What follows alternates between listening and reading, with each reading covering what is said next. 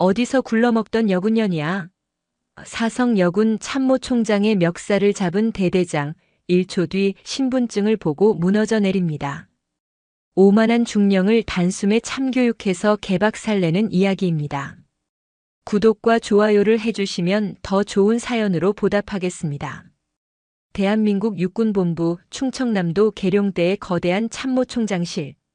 창밖으로 국토의 중추를 가로지르는 계룡산의 장엄한 산세가 펼쳐져 있었지만 대한민국 육군 서열 1위 최초의 여성 참모총장인 강철의 어머니 류진아 대장의 시선은 그곳에 머물지 않았다. 그녀의 어깨를 짓누르는 4개의 빛나는 별, 그 무게는 50만 육군 장병의 생명과 이 나라의 역사를 짊어진 무게였다. 평범한 육군 원사의 딸로 태어난 그녀는 화려한 인맥이나 배경 없이 오직 자신의 실력과 조국을 향한 뜨거운 사랑, 그리고 병사 한 사람 한 사람을 제 자식처럼 여기는 마음 하나로 이 자리까지 올랐다. 그녀가 걸어온 길은 진급의 길이 아니었다. 여성이라는 이유만으로, 배경이 없다는 이유만으로 앞을 가로막던 수많은 편견의 벽을 맨몸으로 부수며 피 흘려온 투쟁의 역사였다. 류진아 총장은 책상 위에 놓인 한 통의 꾀재재한 편지를 말없이 쓸어내렸다. 국방색 편지지 위에는 이제 막군에 보낸 아들을 둔 어느 어머니의 피눈물이 빼곡히 적혀 있었다. 공식적인 보고 라인을 거치지 않고 그녀의 어머니 같은 마음에 직접 호소하려는 듯한 절박함이 묻어나는 익명의 편지였다. 총장님, 제 아들이 경기도 연천 최전방에서 복무하고 있습니다. 그곳은 겨울이면 살이 찢어지는 곳이라 들었습니다. 그런데 얼마 전 휴가 나온 아들 손에 깊은 동상 자국이 있었습니다. 낡아서 바람이 다 들어오는 방한 장갑을 돌려 쓴다고 합니다. 보급 나오는 전투화는 비가 새고 생활관에는 찬 바람이 들어와 잠을 설친다고 합니다. 총장님, 높은 분들 눈에는 보이지 않는 곳에서 제 아들 같은 젊은이들이 병들고 있습니다. 부디 단 한 번만이라도 그 아이들의 손을 잡아주십시오. 유사한 뉘앙스의 속삭임. 특히 한 부대를 지목하는 목소리가 최근 들어 부쩍 늘었다. 경기도 연천 한반도의 허리를 꿰뚫는 휴전선 가장 깊숙한 곳을 지키는 제28보병사단 무적태풍부대. 그리고 그 중에서도 적의 심장을 가장 먼저 노리는 칼날 수색대대였다. 무적태풍. 수색대대. 류 총장이 낮게 은조렸다. 그곳은 대한민국 육군에서 가장 험하고 고된 임무를 수행하는 정예 중의 정예 부대여야 했다. 그런데 그 칼날이 녹슬고 있다는 신호가 계속해서 잡히고 있었다. 그곳의 대대장은 황명철 중령. 그녀는 그 이름을 똑똑히 기억했다. 황명철. 한때는 육사에서 가장 촉망받던 전술가였다. 야전에서 뼈가 굵었고 누구보다 뜨거운 열정을 가졌던 장교. 그러나 그는 번번이 진급에서 누락되었다. 화려한 라인 하나 없다는 이유로, 융통성 없이 원칙만을 고수한다는 이유로. 그리고 몇 년 전 그는 가장 험지인 28사단 수색대대장으로 밀려나듯 부임했다. 그 후 그에게서 올라오는 보고서는 언제나 완벽했지만 그 속에는 어쩐지 영혼이 빠져나간 듯한 공허함이 느껴졌다. 열정이 식어버린 군인만큼 위험한 것은 없었다. 류진아 총장은 자리에서 일어섰다. 총장 비서실장인 이선우 대령이 조용히 다가왔다. 총장님, 국회 국방위원회 일정이 모두 취소하게. 예. 하지만 의원들과의 간담회는 총장님께서 직접. 이 대령. 류 총장의 목소리는 잔잔한 호수 같았지만 그 밑에는 거대한 강철의 의지가 흐르고 있었다. 국회에서 100마디 말을 하는 것보다 내 새끼들 손 한 번 더 잡아주는 것이 진짜 안 보일세. 나는 오늘 내 군대의 심장 박동 소리를 직접 들으러 가야겠네. 참모총장 류진아가 아니라 그저 이 나라의 군인 한 사람의 어미로서 말이야. 그녀는 4개의 별이 빛나는 대장 계급장이 달린 전투복을 벗었다. 그리고 관물대 깊숙한 곳에 보관해 두었던 계급장도 명찰도 없는 낡고 빛바랜 전투복으로 갈아입었다. 질끈 묶은 머리 위로 낡은 전투모를 깊게 눌렀었다. 그녀의 모습은 영락없이 군 생활에 지친 이름 없는 중년의 여군 부사관처럼 보였다. 아무에게도 행선지를 알리지 말게. 공식적으로 나는 오늘 계룡대를 떠나지 않은 걸로 하게. 그저 바람이 좀 쐬고 싶었을 뿐이야. 이선우 대령은 더 이상 묻지 않았다. 그는 자신의 상관이 책상 위 보고서의 숫자를 믿지 않고 항상 가장 낮은 곳에 흙냄새와 병사들의 눈빛을 믿는 사람이라는 것을 누구보다 잘 알고 있었다. 그녀는 지휘봉을 휘두르기 전에 반드시 그 지휘봉이 가리킬 땅을 맨발로 걸어보는 사람이었다.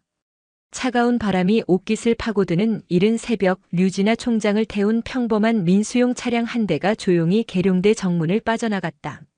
목적지는 북쪽 얼어붙은 땅 경기도 연천이었다. 그녀의 눈은 이미 가장 어둡고 추운 곳에서 떨고 있을 이 나라의 이름 없는 아들들을 향하고 있었다. 같은 시각 경기도 연천의 제28사단 수색대대 본부. 대대장 황명철 중령의 얼굴은 잿빛 분노로 일그러져 있었다. 그의 집무실은 최전방 야전 지휘관의 방이라고는 믿기지 않을 정도로 모든 것이 완벽하게 정돈되어 있었다. 책상 위 서류들은 칼로 자른 듯 정렬되어 있었고 바닥은 거울처럼 반짝였다. 하지만 그 완벽함 속에는 온기 대신 신경질적인 결벽만이 감돌았다. 한때 전술 연구 서적으로 가득했던 책장은 이제는 각종 규정과 행정서식 파일로 빼곡했다. 젠장, 또야. 황명철이 책상을 주먹으로 내리쳤다. 그의 앞에는 대대작전과장인 박상현 소령이 죄인처럼 고개를 숙이고 있었다. 대대장님, 사단에서 또 지적이 내려왔습니다. 야간 투시장비 관리 실태 보고서의 오탈자가. 오탈자? 지금 그깟 글자 몇 개 틀린 것 때문에 이 수색대대 전체가 사단 감찰부의 조롱거리가 됐단 말인가. 죄송합니다. 죄송하면 다야. 자네들 정신이 있는 건가 없는 건가. 내가 뭐라고 했나? 서류는 이 부대의 얼굴이라고 했지. 내용이 어떻든 일단 겉모습은 완벽해야 저 위에서는 아무 말 못한다고 몇 번을 말해. 황명철은 한때 누구보다 실전을 중요시했던 야전 군인이었다. 그러나 진급에 번번이 실패하고 가장 험한 곳으로 밀려나면서 그의 열정은 냉소로 변했다. 그는 깨달았다. 이 군대에서는 적의 목을 따는 실력보다 흠잡을 데 없는 보고서를 만드는 능력이 더 인정받는다는 것을. 그때부터 그는 서류상의 완벽함에 병적으로 집착하기 시작했다. 그리고 이번에 새로 전입 온다는 여군 장교는 어떻게 됐나? 그가 화제를 돌리며 노골적으로 불쾌한 표정을 지었다. 내일 부임할 예정입니다. 하, 미치겠군. 수색대대의 계집이라니. 여기가 무슨 소꿉놀이 하는 곳인 줄 아나? 여자가 총 들고 철책선은 제대로 탈 수 있겠어? 생리휴가 내고 훈련 빠질 게 뻔한데. 그의 여성 혐오는 비뚤어진 엘리트 의식의 발로였다. 그는 자신이 거쳐온 험난한 군 생활을 여군들은 배려라는 이름 아래 손쉽게 건너뛰고 있다고 믿었다. 작전과장. 똑똑히 들어. 새로 오는 그 여군 나부랭이 조금이라도 튀는 행동하거나 약한 소리 하면 즉시 나한테 보고해. 여기는 군대야. 남자들만 있는 곳보다 더 빡세게 굴려서 제 발로 나가게 만들어버릴 테니까. 알겠습니다. 박상현 소령은 씁쓸하게 대답하며 물러났다. 황명철은 텅 빈 집무실에서 창밖을 내다보았다. 삭막한 연병장 너머로 겨울을 맞은 연천의 회색빛 산야가 펼쳐져 있었다. 저 너머에는 총구를 겨눈 적들이 있다. 하지만 그는 어느 순간부터 보이지 않는 적보다 자신을 옥죄는 서류와 상급부대의 시선이라는 보이는 적과 싸우는데 더 익숙해져 있었다. 젠장할. 그는 책상 서랍에서 낡은 사진 한 장을 꺼냈다. 10년은 더 젊어 보이는 시절 특전사 팀원들과 함께 훈련을 마치고 진흙범벅이 된 채 환하게 웃고 있는 자신의 모습이었다. 그때는 정말로 이 한몸 국가에 바치겠다는 뜨거운 열정뿐이었다. 그러나 그 열정의 대가는 좌절과 냉대뿐이었다. 그는 사진을 다시 서랍 깊숙이 던져 넣었다. 바로 그때였다. 류진아 총장이 탄 차량이 수색대대 위병소를 통과하고 있었다. 낡은 전투복 차림의 그녀를 위병소 근무병은 사단 본부에서 파견 나온 나이든 군무원쯤으로 생각하고 별다른 의심 없이 통과시켰다. 류 총장은 대대 본부 건물 앞에 차를 세우고 일부러 천천히 막사 주변을 걸었다. 그리고 그녀는 즉시 문제점을 발견했다. 황명철 중령의 집무실이 있는 본관 건물은 페인트 칠까지 새로 해 반짝였지만 병사들이 생활하는 막사는 전혀 딴판이었다. 외벽 곳곳에는 금이 가 있었고 창문은 낡은 나무틀이라 찬 바람이 숭숭 들어올 것이 뻔했다. 빨랫줄에 널린 병사들의 전투화는 대부분 밑창이 닳아 반들반들했다. 그녀는 취사장 근처로 발걸음을 옮겼다. 마침 점심 식사를 마치고 나오는 병사들의 표정은 하나같이 어둡고 지쳐 있었다. 식판 위에는 멀건 국과 변변찮은 반찬 몇 가지뿐이었다. 보고서 속의 풍요와는 너무나 다르군. 이것이 내 아들들이 먹고 자는 현실인가. 그녀는 본관 건물로 들어섰다. 복도는 황명철의 결벽증을 증명하듯 먼지 하나 없이 깨끗했다. 하지만 그녀는 복도 바닥의 광택이 아니라 그 복도를 오가는 병사들의 눈빛을 보았다. 그들의 눈에는 생기가 없었다. 마치 꺼지기 직전의 촛불처럼 위태로워 보였다. 류진아 총장은 복도 한가운데 있는 낡은 게시판 앞에서 걸음을 멈췄다. 대대장 강조 사항이라는 제목 아래에는 몇 달은 묵은 듯한 낡은 공지 몇 장만이 붙어 있었다. 병사들과의 소통이 완전히 단절되어 있다는 명백한 증거였다. 그녀가 빛바랜 종이를 읽어내리려 손을 뻗는 순간이었다. 어이, 거기.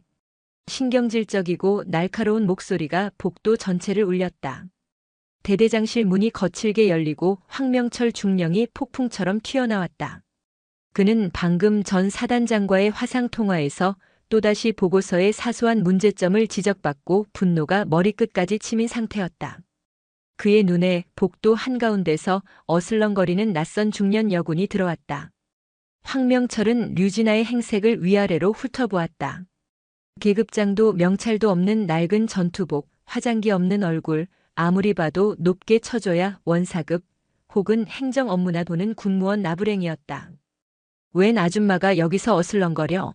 남의 부대에 볼 일 있소? 그의 말투는 처음부터 시비조였다. 류진아는 조용히 그를 돌아보았다. 그녀의 눈빛은 깊고 고요해서 오히려 황명철의 분노를 더욱 부채질했다. 이 부대 장병들의 생활이 궁금해서 둘러보는 중입니다. 그녀의 차분한 대답이 황명철의 심기를 건드렸다. 감히 일개 아래 것이 자신의 성역인 대대 본부에서 평가라도 하겠다는 듯한 말투. 궁금해? 당신이 뭔데? 여군이면 다야? 여기가 당신들 수다 떠는 찻집인 줄 알아. 황명철이 그녀에게 성큼성큼 다가섰다. 그의 뒤에서 문을 열고 나온 작전과장과 주임원사가 사색이 되어 말리려 했지만 황명철의 기세에 감히 끼어들지 못했다. 여편네들은 집에서 밥이나 짓고 남편 시중이나 들 것이지 어디 신성한 군복을 입고 돌아다녀. 군대 물 다 흐려놓고 말이야. 사용자가 요청했던 인격 자체를 모독하는 희롱 발언이 그의 입에서 거침없이 터져나왔다. 류진아의 눈빛이 얼음장처럼 차갑게 식었다. 그러나 그녀의 목소리는 여전히 평온했다. 방금 하신 말씀, 한 군인의 명예를 걸고 책임질 수 있습니까? 책임? 이 아줌마가 돌았나? 황명철은 류진아가 자신을 전혀 두려워하지 않는다는 사실에 이성이 완전히 끊어졌다. 그는 자신의 권위가 정면으로 무시당했다고 느꼈다. 내년 따위가 감히 대대장한테 명예를 운운해? 그는 손을 뻗어 류진아를 복도 벽으로 거칠게 밀어붙였다. 쿵 하는 둔탁한 소리와 함께 류진아의 등이 차가운 벽에 부딪혔다. 그리고 황명철은 사용자의 요청대로 류진아의 낡은 전투복 멱살을 우악스럽게 움켜쥐었다. 이 여군년이 보자 하니까 여기가 어딘 줄 알고 눈을 똑바로 떠. 넌 오늘부로 군복 벗을 줄 알아. 내가 누군지 알아? 이 무적 태풍부대 수색 대대장 중령 황명철이야. 그의 일그러진 얼굴이 류진아의 코앞까지 다가왔다. 침방울이 튀고 알코올 냄새가 희미하게 풍겼다. 복도는 숨소리 하나 들리지 않는 완벽한 정적으로 가득 찼다. 박소령과 주임원사는 차라리 이 자리에서 심장이 멎기를 바랐다. 그때였다. 멱살을 잡힌 류진아가 그 위압적인 상황 속에서도 조금도 흔들림 없는 목소리로 입을 열었다. 황명철 중령. 그녀가 처음으로 그의 이름과 계급을 불렀다. 뭐야 인연이? 황명철은 자신의 이름을 안다는 것에 잠시 놀랐지만 곧 무시했다. 부대 안에 있으니 아는 것이 당연하다고 생각했다. 그 손. 류진아의 시선이 자신의 멱살을 쥔 황명철의 손으로 향했다. 놓지 않나. 그녀의 목소리에는 분노나 두려움이 아니었다. 그것은 마치 폭풍 전야의 고요함, 그 어떤 것도 거스를 수 없는 절대적인 권위였다. 이게 진짜. 황명철이 주먹에 힘을 더 주려던 바로 그 순간 류진아는 멱살이 잡힌 채로 천천히 전투복 상의 안주머니로 손을 가져갔다. 황명철은 그녀가 흉기라도 꺼내는가 싶어 본능적으로 움찔했지만 그녀가 꺼낸 것은 아주 작고 평범한 군청색의 신분증 지갑이었다. 류진아는 그것을 천천히 열어 황명철의 눈앞에 들이밀었다. 황명철의 시선이 무심코 그 신분증으로 향했다. 그리고 그의 눈이 태어나서 단 한 번도 겪어보지 못한 경악과 공포, 그리고 믿을 수 없다는 절망감으로 찢어질 듯이 커졌다. 신분증 중앙에는 단정한 증명사진과 함께 그녀의 신분이 선명하게 찍혀 있었다. 대한민국 육군참모총장 육군대장 류진아. 4개의 별. 대장. 육군참모총장. 황명철의 뇌가 그 정보를 인식하는데 몇 초가 걸렸다. 그의 손은 여전히 대한민국 육군 서열 1위의 멱살을 쥐고 있었다. 그의 입에서는 여군년이라는 모욕이 채 마르지도 않은 상태였다. 육군, 참, 총. 황명철의 입에서 괴상한 소리가 새어나왔다. 그의 얼굴에서 핏기가 가시는 데는 1초도 걸리지 않았다. 심장이 발밑으로 떨어지는 것이 아니라 아예 멈춰버리는 듯 했다. 그의 손이 마치 불에 댄 것처럼 경련하며 류진아의 멱살을 놓았다. 그는 뒷걸음질 치다 다리가 풀려 그대로 복도 바닥에 쿵 소리를 내며 주저앉았다. 총장님? 류진아는 흐트러진 전투복 옷깃을 천천히 바로잡았다. 그리고 얼어붙은 복도에 모인 모든 간부들, 그리고 바닥에 주저앉은 황명철을 향해 낮지만 복도 전체를 울리는 목소리로 선언했다. 방금 28사단 수색대대장 황명철 중령이. 그녀는 한 단어 한 단어 힘을 주어 말했다. 자신의 직속 상관이자 대한민국 육군의 최고 지휘관인 나 류진아의 멱살을 잡았다. 그녀는 작전과장 박상현 소령을 바라보았다. 박 소령은 이미 로봇처럼 차려 자세로 굳어 있었다. 작전과장. 지금 즉시 이 상황을 육하원 측에 따라 기록하게. 수색대대장 황명철 중령, 참모총장 류진아 대장에게 상관 모욕, 희롱, 그리고 폭행. 28사단 헌병대에도 즉시 연락하게. 현 시간부로 황명철 중령의 모든 직무를 정지시킨다. 참모총장님, 그게 아니오라. 제가 눈이 멀어서. 황명철이 바닥을 기며 류진아의 전투화에 매달리려 했다. 류진아는 그를 차갑게 내려다보았다. 그녀의 눈에는 분노와 함께 깊이를 알 수 없는 실망감이 담겨 있었다. 한때는 누구보다 뜨거웠을 한 군인의 영혼이 어쩌다 이토록 비참하게 망가졌는가. 황중령. 자네가 오늘 내게 저지른 죄는 상관을 모욕한 죄 하나만이 아니네. 그녀는 주머니에서 낡은 국방색 편지 한 통을 꺼내 황명철의 얼굴 앞에 떨어뜨렸다. 자네를 믿고 목숨을 맡긴 이 나라의 아들들을, 이 어미의 자식들을 버린 죄다. 그 죄의 무게가 얼마나 무거운지 지금부터 뼈저리게 느끼게 될 걸세. 연천의 차가운 복도에 강철의 어머니가 내리는 서리빨 같은 심판의 서막이 올랐다. 그러나 그것은 단순한 파멸의 예고가 아니었다. 그것은 완전히 부서진 한 군인의 영혼을 가장 혹독한 방식으로 재련하기 위한 거대한 용광로의 문이 열리는 소리였다. 연천 28사단 수색대대 본부. 복도에 내려앉은 정적은 수십 톤의 강철 무게로 모두를 짓눌렀다. 황명철 중령은 바닥에 주저앉은 채 감히 고개도 들지 못했다. 그의 눈앞에 떨어진 낡은 국방색 편지 한 통. 그것은 그가 멱살을 잡은 상관의 신분증보다 더 무겁고 날카로운 심판의 증거였다. 그가 방금 전까지 여군년이라 모욕하고 남편 시중이나 들라며 멱살을 잡았던 존재. 그 존재는 자신의 머리 위에 떠있는 4개의 별 대한민국 50만 육군의 정점이자 어머니 류진아 육군참모총장이었다. 황명철의 뇌는 이 끔찍한 현실을 받아들이기를 거부했다. 이것은 악몽이어야 했다. 하지만 그의 멱살을 잡았던 손에 남아있는 낡았지만 단단했던 전투복의 감촉, 그리고 뼛속까지 얼어붙게 만들었던 그녀의 고요한 눈빛이 이것이 현실임을 증명하고 있었다. 총장님, 제가 죽을 죄를. 그의 목소리는 갈라진 틈에서 새어나오는 바람 소리 같았다. 방금 전까지 세상을 호령하던 맹수의 포효는 간대없고 죽음을 앞둔 짐승의 낑낑거림만 남았다. 복도를 가득 메운 침묵을 깬 것은 류진아의 차가운 목소리였다. 박상현 소령, 그리고 주임원사. 예, 총장님. 작전과장 박소령과 주임원사가 거의 동시에 허리가 부러져라 경례를 붙였다. 그들의 등줄기에는 식은땀이 폭포수처럼 흘렀다. 내가 이곳에 온 시간, 황명철 중령과 마주친 시간, 그리고 황 중령이 내게 가한 모든 폭언과 폭행의 내용을 육하원 측의 의검 단 한 글자도 틀림없이 상세히 기록하시오. 기록하겠습니다. 그리고 사단 헌병대에 연락할 필요는 없네. 그 말에 황명철이 신락 같은 희망을 품고 고개를 들려던 순간 류진아의 다음 말이 그의 남은 희망마저 박살냈다. 이자의 처분은 내가 직접 결정하겠네. 육군 참모총장 직권으로. 그녀는 황명철을 향해 한 걸음 다가섰다. 그녀의 전투화가 그의 시야에 가득 찼다. 황명철 중령. 아니, 지금부터는 중령 호칭도 쓰지 않겠네.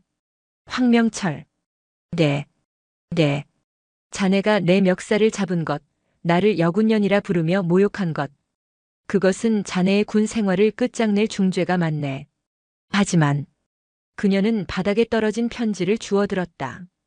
내가 오늘 자네를 심판하려는 진짜 이유는 자네의 그 오만한 혀나 거친 손 때문이 아니야. 그녀는 그 편지를 황명철의 얼굴에 집어던졌다. 종이 한 장이 그의 뺨을 스치고 힘없이 떨어졌다. 이것 때문일세. 자네가 서류 더미에 파묻혀 완벽한 부대라는 허상을 꾸미는 동안 자네의 병사들이 이 얼어붙은 연천 땅에서 동상에 걸려 발가락을 잘릴 위기에 처한 것. 이것이 자네의 진짜 죄다. 그녀의 목소리는 천둥처럼 울려 퍼졌다. 그것은 상관으로서의 분노가 아니라 자식을 잃을 뻔한 어미의 절규였다. 총장님, 그건 보고서와 달리 보급이. 보급? 류진아가 코웃음을 쳤다. 자네가 진짜 몰라서 하는 소린가 아니면 마지막까지 나를 기만하려는 건가? 자네가 그 완벽한 보고서 한 줄을 위해 상급 부대에 올린 수많은 아첨용 서류들, 그 서류를 만드는 데 쓴 종이와 잉크 값이면 내 병사들 방한 장갑 수십 켤레는 샀겠네. 그녀는 황명철에게서 시선을 거두고 공포에 질려 복도에 모인 행정반 병사들을 둘러보았다. 모두 들었겠지. 이자는 자신의 상관에게 폭력을 휘둘렀고 그 이전에 자신을 믿고 따르는 부하들의 생명을 방치했다. 이런 자는 더 이상 수색대대의 지휘관 자격이 없네. 그녀는 박상현 소령을 바라보았다. 작전과장. 지금 즉시 이자의 모든 직무를 정지하고 대대장실을 폐쇄하게.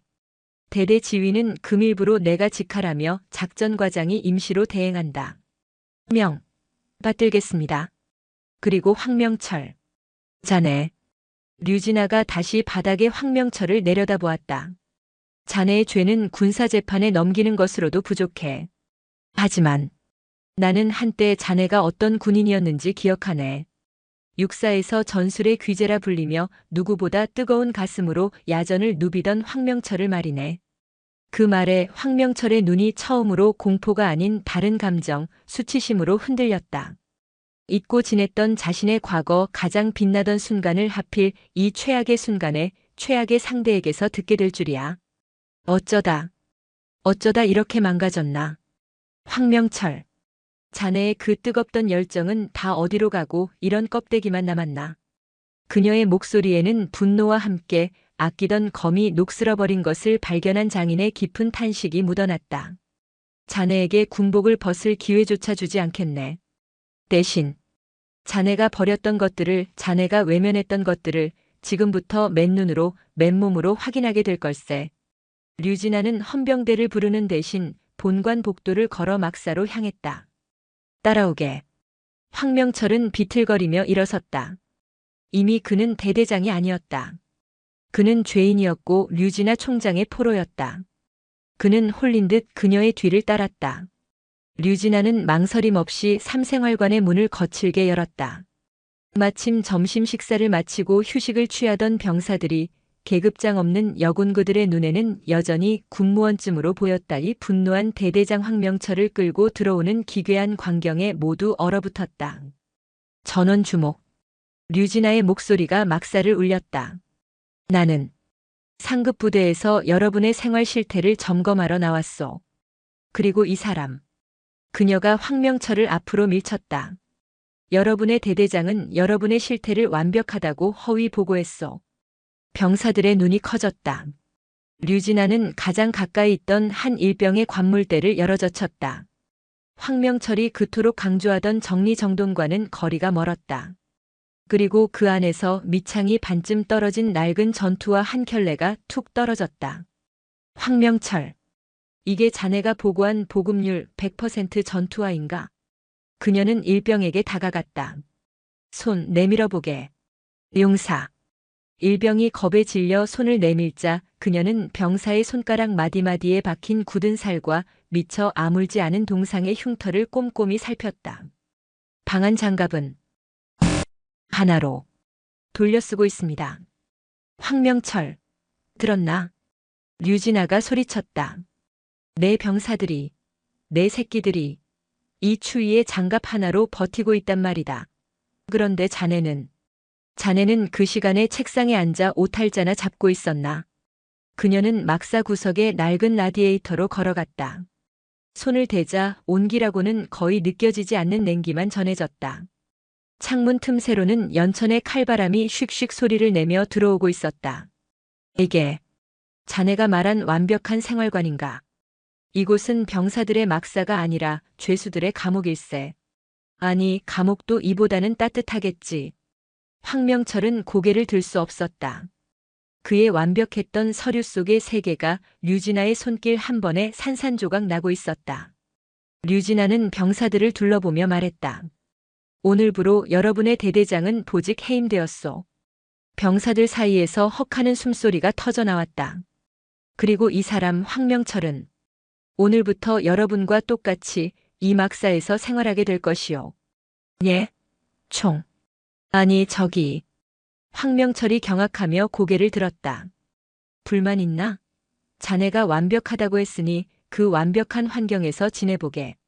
저기 1층 구석에 비어있는 침대, 오늘부터 자네가 쓰게. 자네의 계급장, 권위, 그 모든 것은 이 시간부로 압수하네. 자네는 이제 중령이 아니라 그저 훈련병 황명철일 뿐이야. 그것은 파면보다 영창보다 더 끔찍한 형벌이었다.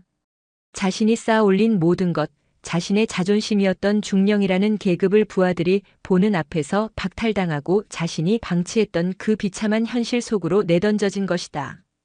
총장님, 제발, 제발 그것만은, 제발. 류진아의 눈이 불타올랐다. 자네의 병사들이 찢어진 장갑을 끼고 동상에 걸릴 때 그들은 제발 따뜻한 장갑 하나만 달라고 속으로 빌지 않았을까? 자네가 지금 나에게 비는 그 자비를 자네는 왜 자네의 병사들에게 단 한 번도 베풀지 않았나? 류진아는 막사를 나섰다. 그리고 문을 닫기 전 황명철에게 마지막 명령을 내렸다. 오늘 저녁 점호 전까지 이 막사 아니 이 대대 전체의 모든 문제점을 자네가 직접 맨손으로 확인하고 빠짐없이 서면으로 보고하게. 이번에는 완벽한 보고서가 아니라 진짜 보고서를 가져오게. 단 하나의 거짓이라도 있다면 그땐 정말 자네와 나 둘 중 하나는 끝장을 보게 될 걸세. 문이 닫혔다. 막사 안에는 이제는 중령이 아닌 황명철과 그를 경멸과 호기심 그리고 두려움이 뒤섞인 눈으로 바라보는 수십 명의 병사들만이 남겨졌다. 강철의 어머니가 설계한 가장 혹독하고도 처절한 재활의 용광로가 불을 뿜기 시작했다. 그날 오후 28사단 수색대대는 그야말로 발칵 뒤집혔다. 대한민국 육군 서열 1위인 참모총장이 비밀 감찰을 나왔다는 사실만으로도 경천동지할 일인데 그 총장이 대대장의 멱살을 잡히고 그 자리에서 대대장을 보직 해임시킨 뒤 심지어 그를 일개 병사처럼 막사에 감금시켰다는 소식은 부대 전체를 마비시켰다. 류진아 총장은 대대장실을 임시 지휘소로 삼았다. 그녀의 비서실장 이선호 대령이 합참의 정예 실무팀 군수, 감찰, 의료를 대동하고 긴급히 연천으로 날아왔다. 계룡대에서 전군을 지휘해야 할 총장이 일개 대대에 야전 지휘소를 차린 전대미문이 사태였다. 이 대령. 예, 총장님. 육군 군수사령부의 총장 직권 명령이다. 28사단 수색대대 전 장병에게 지급할 최신형 방한 피복 일체, 고성능 방한화, 발열 장갑을 3시간 이내로 공수하게. 모자라면 내 전략 예비 물자라도 풀어서 채워. 단 한 명도 빠짐없이. 알겠습니다. 그리고 육군시설본부. 당장 긴급 보수팀을 보내. 이 부대 모든 막사의 난방시설과 창호, 균열이 간 외벽을 오늘 밤 안으로 수리 완료하게. 내가 오늘 밤 여기서 잘 걸세. 내 방이 따뜻해지기 전에 병사들 방부터 따뜻하게 만들게. 총장님이 여기서 주무신다니요. 왜? 내 새끼들이 자는 곳인데 어미가 못 잘 이유가 있나. 류진아의 명령은 번개처럼 떨어졌고 육군본부는 그야말로 비상이 걸렸다. 몇 시간 만에 수송 헬기가 연천 상공을 뒤덮었고 대대 연병장에는 신형 보급품이 산더미처럼 쌓이기 시작했다. 병사들은 어리둥절한 표정으로 난생 처음 보는 최신형 장비들을 지급받으며 이 모든 것이 꿈인지 생시인지 분간하지 못했다. 그 같은 시각 황명철은 자신이 그토록 경멸했던, 자신이 방치했던 지옥 속을 헤매고 있었다. 그는 훈련병 황명철로서 류진아 총장의 명령을 수행해야 했다. 진짜 보고서를 쓰기 위해 그는 대대 구석구석을 자신의 두 발로 걸어야 했다. 그는 취사장을 찾았다. 완벽한 위생 상태를 자랑하던 그의 서류와는 달리 취사장 구석 배수구에서는 악취가 진동했고 냉장고에는 유통기한이 임박한 식자재들이 방치되어 있었다. 그가 결제했던 병사 만족도 최상의 식단은 사실상 최저가 입찰로 들어온 질 낮은 재료들로 겨우 구색만 맞춘 것이었다. 그는 병사들이 먹다 버린 잔반통을 보았다. 멀건 국과 형편없는 반찬들. 그는 점심에 자신이 대대장실에서 먹었던 따로 주문한 따뜻한 특식을 떠올리며 속이 뒤틀렸다. 그는 탄약고로 향했다. 서류상 관리 상태 최상이었던 탄약고는 습기 제거기가 제대로 작동하지 않아 바닥이 눅눅했다. 그는 보급품 창고의 문을 열었다. 그리고 경악했다. 장부상으로는 꽉 차 있어야 할 신형 방탄 헬멧과 전투 조끼는 온데간데 없고 구석에 곰팡이가 핀 구형 장비들만 쌓여 있었다. 어디로 갔지? 내 보고서에는 분명히. 그는 깨달았다. 자신이 결제했던 수많은 서류들. 그 서류들은 상급 부대의 누군가에 의해 다시 조작되었거나 혹은 자신이 진급에 눈이 멀어 그 조작을 암묵적으로 방조했음을. 그는 자신이 거대한 부패의 사슬 속에서 가장 말단 병사들의 피를 빨아먹는 하수인이었음을 깨달았다. 그의 마지막 점검지는 그가 가장 기피했던 곳. 최전방 철책선 수색대대의 존재 이유인 바로 그곳이었다. 해가 저물고 연천의 기온은 영하 15도까지 곤두박질 쳤다. 칼날 같은 바람이 그의 뺨을 베었다. 류진아 총장은 그에게 어떤 방한 장비도 지급하지 않았다. 내 병사들이 겪은 것을 그대로 겪게. 그녀는 황명철에게 낡은 전투화와 병사들이 비닐 장갑이라 부르던 그 찢어진 장갑 한 켤레만을 던져주었다. 그리고 그녀 자신도 황명철과 똑같은 차림으로 그의 뒤를 따랐다. 4개의 별을 단 총장이 일개 중령의 뒤를 따라 칠흑 같은 어둠 속의 철책선을 걷는 기괴한 순찰이었다. 수색 정찰로. 산짐승이나 겨우 다닐 법한 험준한 길이었다. 황명철은 한때 특전사에서 날아다니던 몸이었지만 지난 몇 년간 사무실에 앉아있던 몸은 금세 한계를 드러냈다. 하지만 그보다 더 고통스러운 것은 발이었다. 밑창이 얇은 낡은 전투화는 얼어붙은 땅의 냉기를 그대로 발바닥으로 전했다. 찢어진 장갑 사이로 스며든 바람은 손가락의 감각을 마비시켰다. 1시간쯤 걸었을까 그의 발은 이미 감각이 없었고 손은 제멋대로 떨려 총을 쥘 수조차 없었다. 춥나. 어둠 속에서 류진아 총장의 목소리가 들려왔다. 그녀는 황명철과 달리 조금의 흐트러짐도 없는 자세로 걷고 있었다. 대답하게. 춥습니다. 황명철이 이를 악물고 대답했다. 고통스러운가? 고통스럽습니다. 자네의 병사들은 이 길을 이 장비로 매일 밤 걸었네. 류진아는 그를 앞질러 철책선 초소 앞에 섰다. 그곳에서 한 젊은 병사가 입김을 불어가며 경계를 서고 있었다. 이들이 자네가 완벽한 서류 한 장과 맞바꾼 이 나라의 아들들일세. 그 순간이었다. 황명철은 더 이상 버틸 수 없었다. 육체적인 고통이 아니었다. 그의 얼어붙은 심장을 꿰뚫는 것은 감각이 마비된 손발이 아니라 자신의 과거에 대한 끔찍한 수치심과 자기 혐오였다.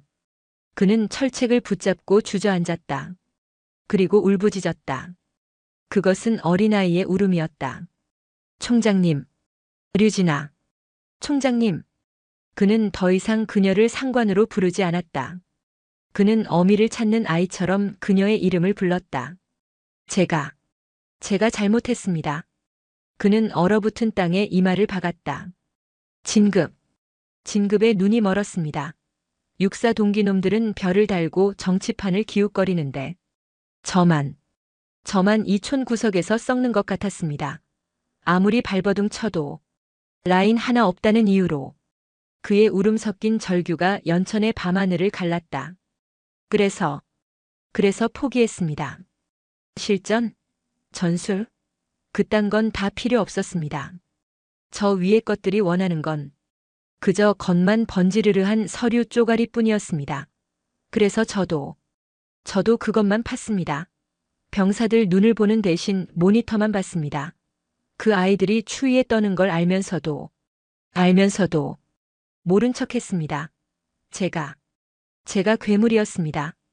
그는 자신의 모든 것을 토해냈다. 자신의 비겁함, 좌절감, 그리고 스스로를 합리화했던 모든 변명들. 류진아는 칠흑 같은 어둠 속에서 한 남자가 무너지는 소리를 묵묵히 들었다.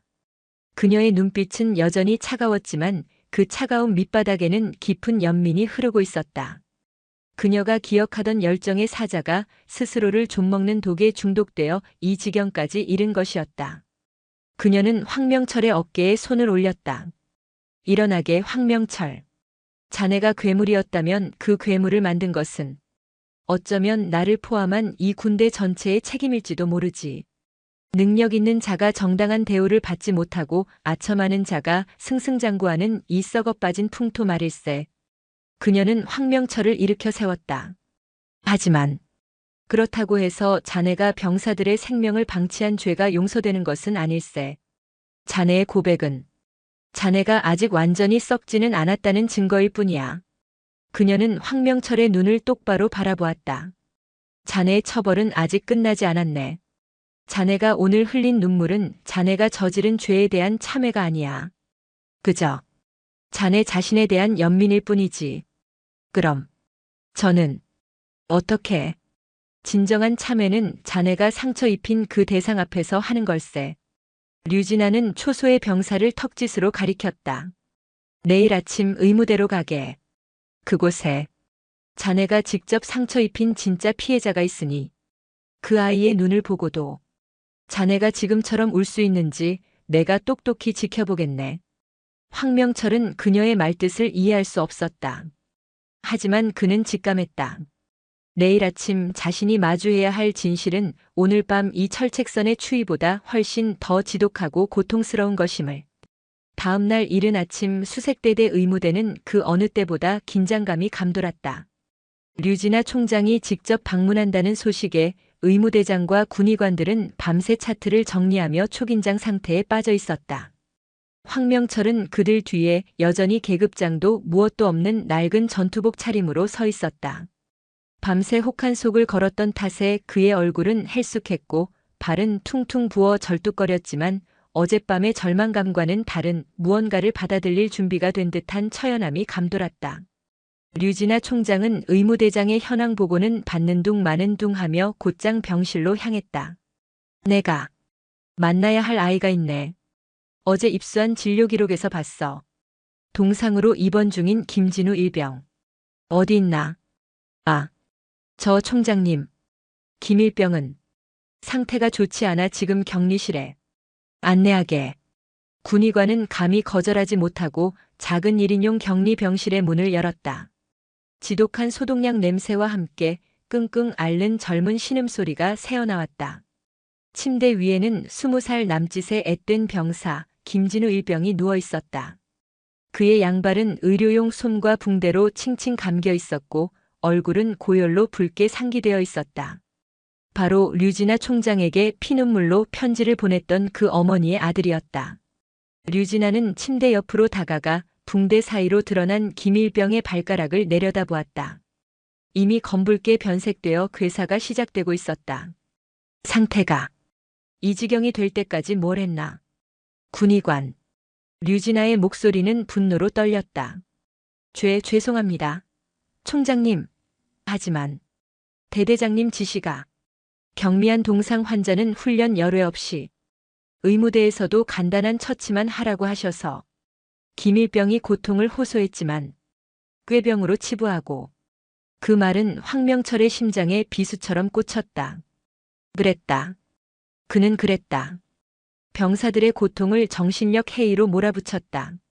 서류상의 환자 발생률 제로를 유지하기 위해 아픈 병사들을 강제로 훈련에 내몰았다. 바로 그때 고열에 시달리던 김일병이 희미하게 눈을 떴다. 그는 눈앞에 낯선 중년 여굴류진학과 그 뒤에 유령처럼 서 있는 자신의 대대장 황명철을 알아보지 못하고 그저 고통 속에 헛소리를 중얼거렸다. 엄마, 나 발가락이 너무 아파. 너무 추워. 장갑 한 켤레만. 대대장님은 정신력만 강조하시는데 저는 정말 아픈데. 황명철은 자신의 귀를 의심했다. 병사의 입에서 나온 자신의 이름, 자신의 목소리. 정신력이 해이해졌다. 그 정도 추위는 정신력으로 버텨라. 그가 수없이 내뱉었던 그 차가운 말들이 지금 이 병사의 썩어가는 발가락이 되어 자신을 고발하고 있었다. 그는 어젯밤 철책선에서 느꼈던 자기 연민이 얼마나 이기적인 것이었는지 깨달았다. 자신의 좌절감, 진급 누락. 그 모든 것이 지금 이 병사의 참혹한 고통 앞에서 얼마나 하찮고 이기적인 변명이었는지. 황명철은 자신도 모르게 한 걸음 한 걸음 김일병의 침대 앞으로 다가갔다. 그리고 그는 그 자리에 무릎을 꿇었다. 쿵 하는 소리가 병실 바닥을 울렸다. 육군 참모총장 류진아 대장 앞에서가 아니었다. 군의관과 간호장교 앞에서가 아니었다. 그는 자신이 꾀병이라며 내쳤던 자신의 아들뻘 되는 20살 청년 김진우 일병의 침대 발치에 무릎을 꿇었다. 진우 일병. 황명철의 목소리는 쇳소리가 되어 터져나왔다. 김일병이 고통 속에서도 희미하게 눈을 떴다. 그리고 자신의 침대 앞에 무릎을 꿇고 있는 사람이 자신들의 신이었고 왕이었던 그 무섭던 대대장 황명철 중령임을 깨닫고 경악했다. 네, 대대장님? 황명철은 고개를 들지 못했다. 그는 붕대로 감싸인 김일병의 발을 향해 자신의 이마를 땅에 박았다. 미안하다. 예? 내가 미안하다, 진우야. 그는 일병이라는 계급 대신 처음으로 그의 이름을 불렀다. 그의 어깨가 들썩이기 시작했다. 수치심이나 공포의 눈물이 아니었다. 그것은 태어나서 처음 느껴보는 가슴이 찢어지는 듯한 죄책감과 참회의 눈물이었다. 내가 너희들의 아버지 노릇을 해야 했는데 나는 썩어빠진 관리인이었다. 너희들이 추위에 떠는 것을, 아파하는 것을 알면서도 내 안위와 내 실적 때문에 너희를 버렸다. 그는 흐느끼며 말했다. 나는 너의 대대장 자격이 없다. 나는 군인 자격이 없다. 나를 용서하지 마라. 하지만 이것 하나만은 진심이다. 미안하다. 정말 미안하다. 병실은 황명철의 처절한 울음소리와 김일병의 당황한 숨소리, 그리고 이 모든 것을 지켜보는 류진아 총장의 무거운 침묵으로 가득 찼다.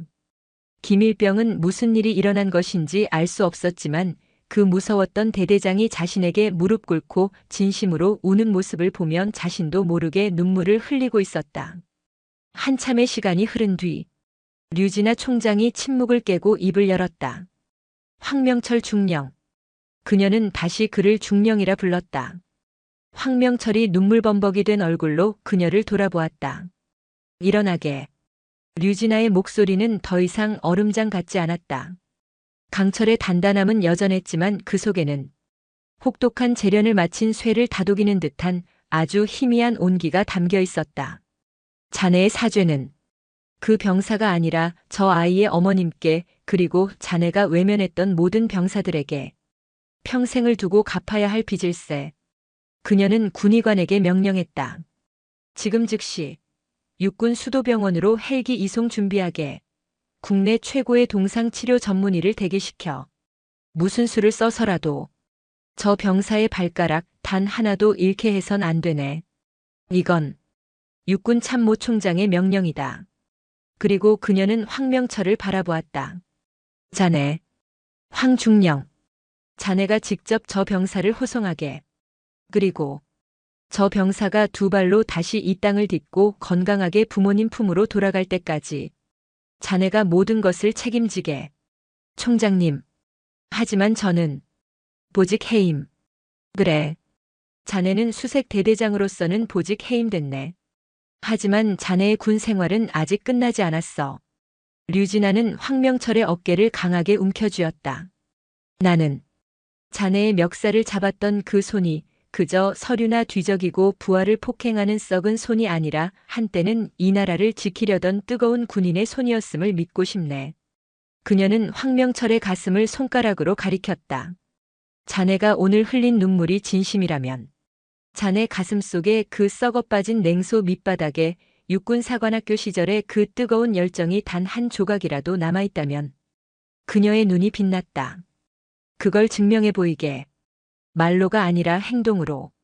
자네가 오늘 무릎 꿇은 이 병사에게 그리고 자네가 버렸던 모든 병사들에게 자네가 아직 군인 황명철임을 증명해. 그것이 내가 자네에게 주는 마지막 기회이자 가장 무거운 형벌일세. 황명철은 류진아의 눈을 피하지 않았다. 그는 퉁퉁 부은 손으로 눈물을 닦고 비틀거리며 일어섰다. 그리고 류진아 총장에게 경례를 붙이는 대신 침대에 누워있는 김진우 일병을 향해 그의 군 생활을 통틀어 가장 절도 있고 진심이 담긴 거수경례를 올렸다. 명. 받들겠습니다. 강철의 어머니는 부러진 칼날을 다시 용광로에 넣어 가장 고통스러운 방식으로 그러나 가장 진정한 군인으로 다시 벼려내고 있었다.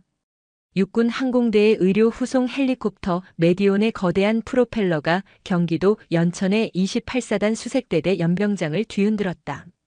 흙먼지가 회오리치며 겨울의 차가운 공기를 찢는 굉음이 울려 퍼졌다. 류진아 육군 참모총장은 그 거대한 기체 앞에서 4개의 별이 무색하게 낡은 전투복 차림으로 꼿꼿이 서 있었다. 그녀의 시선은 헬기에 오르는 두 남자에게 고정되어 있었다. 한 명은 고열과 고통 속에서 의식이 희미한 채 들것에 실려 올라가는 김진우 일병이었다. 그의 발은 이미 육군 수도병원의 최고 외과팀과 연락이 닿은 의무대장에 의해 응급처치와 보온 조치가 완료된 상태였다. 그리고 다른 한 명은 그 들것을 땀으로 흠뻑 젖은 손으로 붙잡고 있는 황명철 중령이었다. 그는 더 이상 지휘관이 아니었다. 그의 손에는 지휘봉 대신 들것의 차가운 손잡이가 들려 있었고 그의 어깨에는 중령 계급장 대신 자신이 방치했던 한 병사의 생명이라는 비교할 수 없이 무거운 책임이 매달려 있었다. 그는 류진아 총장과 감히 눈을 마주치지 못하고 오직 김일병의 창백한 얼굴만을 바라보며 기체에 올라탔다. 이륙한다. 조종사의 외침과 함께 헬기의 육중한 동체가 떠올랐다. 류진아는 헬기가 시야에서 점처럼 사라질 때까지 그 자리에 미동도 없이 서 있었다. 그녀의 비서실장 이선우 대령이 다가와 외투를 건넸다. 총장님, 이제 계룡대로 복귀하셔야. 전군 지휘관 회의가. 아니. 류진아는 외투를 밀어냈다. 회의는 화상으로 연결하게. 내 지휘소는 오늘부터 이곳이네. 예? 이 대대에서 말입니까? 이 대령이 경악했다. 육군 참모총장이 일개 대대장실의 지휘소를 차린다는 것은 군 창설 이래 단 한 번도 없었던 일이었다. 황명철이 무너뜨린 것은 이 대대 하나만이 아닐세. 이 부대의 병사들이 받은 상처, 그 위에 도사리고 있는 더 거대한 무관심이라는 적. 그 뿌리를 뽑을 때까지 나는 이곳을 떠나지 않을 걸세. 황명철에게는 가장 고통스러운 길을 걷게 했으니 나는 이 군대의 가장 아픈 곳을 직접 지키고 서 있겠네. 당장 28사단장부터 이 부대가 속한 군단장까지 모두 이곳으로 호출하게. 그들의 완벽한 보고서와 내가 본 진짜 현실이 얼마나 다른지 직접 대질해 봐야겠어. 그녀의 눈은 연천의 하늘을 넘어 이 부패의 사슬이 연결된 더 높은 곳을 향하고 있었다. 그녀의 전쟁은 이제 시작이었다. 한편 성남 국군 수도병원으로 향하는 헬기 안. 두두두두 고막을 찢는 굉음 속에서 황명철은 김진우 일병의 들것을 붙잡고 흔들리는 기체에 몸을 맡기고 있었다. 동행한 군의관이 쉴 새 없이 김일병의 바이탈을 체크하고 수액을 조절했다. 황명철은 그저 그 모습을 멍하니 바라볼 뿐이었다. 그는 아무것도 할 수 없었다. 명령을 내릴 수도 조언을 할 수도 없었다. 그는 그저 이송을 돕는 짐짝에 불과했다. 그는 자신의 무력감을 뼈저리게 느꼈다. 지난 몇 년간 그는 보고서라는 가상의 전장에서 수만 자의 완벽한 문장을 만들어내며 스스로를 유능한 지휘관이라 자위했다. 하지만 지금 단 한 사람의 진짜 생명 앞에서는 그는 그 어떤 유의미한 행동도 하지 못하는 무능력자였다. 정신력. 그가 병사들에게 주문처럼 외우던 그 단어가 지금 의식 없이 신음하는 김일병의 모습 앞에서 얼마나 공허하고 폭력적인 말이었는지 깨달았다. 어쩌다 내가 이렇게 됐지? 그의 뇌리 속으로 류진아 총장이 의무실에서 했던 말이 스쳐 지나갔다. 나는 자네가 어떤 군인이었는지 기억하네. 육사에서 전술의 귀재라 불리며 누구보다 뜨거운 가슴으로 야전을 누비던 황명철을 말이네. 그랬다. 그는 한때 그랬다. 육군 사관학교 시절 그는 동기들 중에서 가장 돋보이는 존재였다. 야전 전술에 미쳐 살았고 임관 후에는 최전방 소대장, 중대장을 거치며 단 한 번도 병사들보다 늦게 자거나 먼저 일어난 적이 없었다. 그는 병사들의 전투와 끈을 직접 메어주며 발이 편해야 전우를 구한다고 가르쳤던 장교였다. 그런데 무엇이 그를 변하게 했는가? 진급이었다. 번번이 정말 억울하게 미끄러졌던 진급. 자신보다 무능하지만 특정 장군의 라인을 탔다는 이유만으로 먼저 별을 다는 동기들. 전술 토론 대신 골프 약속을 잡는데 혈안이 된 선배들. 그들의 위선과 무능에 환멸했다.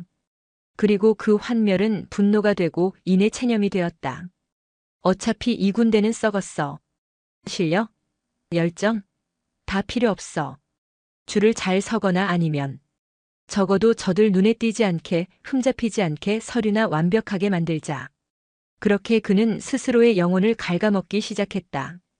병사들의 눈을 보는 대신 상급 부대의 눈치만을 살폈다. 병사들의 고통을 관리해야 할 리스크로 치부했다. 그리고 오늘 그 모든 비겁함의 대가가 김진우 일병의 썩어가는 발이 되어 그의 눈앞에 나타난 것이다. 헬기는 어느새 성남 상공에 진입했다. 저 멀리 국군 수도병원의 거대한 헬리패드가 보였다. 류진아 총장의 총장 명령은 이미 병원 전체를 움직이고 있었다. 헬기가 착륙하자마자 병원장 육군 소장이 직접 지휘하는 외상센터 최고의 의료팀이 대기하고 있었다. 문이 열리고 들것이 내려졌다.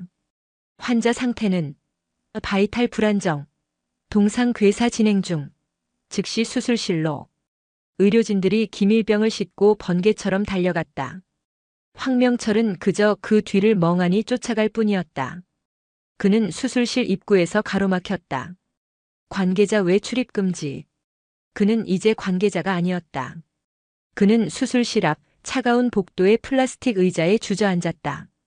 얼마나 지났을까? 그는 자신의 손을 내려다보았다. 류진아 총장의 멱살을 잡고 김일병의 고통을 외면했던 바로 그 손. 그 손이 지금 아무것도 할 수 없다는 무력감에 파르르 떨리고 있었다. 그는 평생 동안 명령을 내리는 사람이었다. 하지만 지금 그는 명령을 받아야 했다. 아니, 명령조차 받을 자격이 없었다. 그는 그저 기다려야 했다. 그때 주머니 속에 전화기가 진동했다. 대대 작전과장 박상현 소령이었다. 중령님. 아니, 황명철 씨. 총장님 지시입니다. 지금 즉시 김진우 일병의 보호자 어머님께 직접 연락드려서 상황을 설명하고 병원으로 오시게 하라고 하십니다. 황명철의 심장이 멎는 듯 했다. 김일병의 어머니. 류진아 총장이 그의 뺨에 던졌던 그 낡은 편지의 주인. 자신의 아들이 동상에 걸려 발가락을 자를 위기라며 피눈물로 호소했던 바로 그 어머니. 그녀에게 자신이 직접 알았네. 그는 거의 기어들어가는 목소리로 전화를 끊었다. 그는 병원 행정실로 가 떨리는 손으로 김진우 일병의 비상 연락망을 확인했다. 그리고 공중전화 수화기를 들었다. 자신의 휴대폰으로 차마 전화를 걸 용기가 나지 않았다. 손가락이 쇠뭉치처럼 무거웠다. 신호가 갔다. 뚜. 여보세요? 수화기 너머로 걱정에 지친 듯한 중년 여성의 목소리가 들려왔다. 황명철은 숨이 턱 막혔다. 여보세요? 전화 잘못 거셔? 저기, 김진우. 일병 어머님. 되십니까? 그런데요. 누구시죠? 혹시 우리 진우? 어머니의 목소리가 순식간에 날카로워졌다. 저는 진우가 복무하는 부대 수색대대장 황명철 중령입니다. 수화기 너머로 숨이 멎는 소리가 들렸다. 어머니는 황명철의 이름을 알고 있었다. 아들의 편지를 통해 그가 어떤 인간인지 익히 들어 알고 있었을 것이다. 당신이 왜? 우리 진우. 무슨 일 있어요? 예? 무슨 일이냐고요? 어머님. 진정하시고. 진우가 지금 병원입니다. 병원이요? 어디가 아파서? 감기라고. 발을 다쳤습니다. 동상입니다. 동상이라고요? 내가 그렇게 편지를 보냈는데 당신이 내 아들. 어머니의 목소리가 절규로 변했다. 황명철은 눈을 감았다. 죄송합니다. 어머님. 지금 국군수도병원에서 수술 중입니다. 제가 모든 것을 죄입니다. 이것은 보고가 아니었다. 자백이었다. 그의 군 생활, 아니 그의 인생에서 가장 치욕스럽고 가장 고통스러운, 그러나 가장 진실된 자백이었다.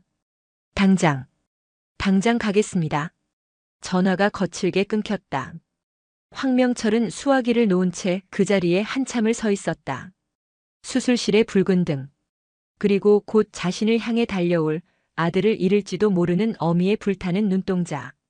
그것이 류진아 총장이 그에게 내린 참회의 길, 그 첫 번째 관문이었다. 국군수도병원 수술실 앞 복도. 시간은 마치 얼어붙은 강물처럼 더디게 흘러갔다. 황명철은 플라스틱 의자에 앉은 채 수술 중임을 알리는 붉은 램프만 멍하니 응시했다. 1시간이 1년처럼 느껴졌다.